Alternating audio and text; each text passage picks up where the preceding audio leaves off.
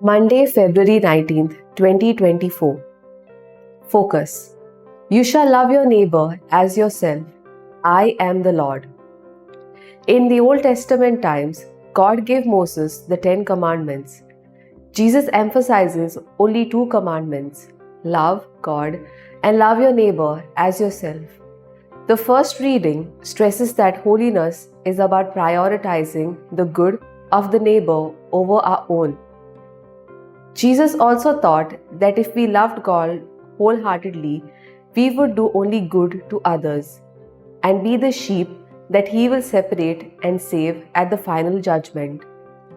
The 2 beams of the cross on which Christ died for our salvation signify the vertical and horizontal love dimension towards God and our neighbor, respectively. Jesus' commandments are intertwined because whoever loves God must also love brother and sister. The precepts of the Lord are right, and we cannot disobey His commands. At the end of life's journey, we will be judged only by how well we followed these 2 commandments, not on our earthly achievements. However, using our attainments to keep the commandments will earn us eternal reward.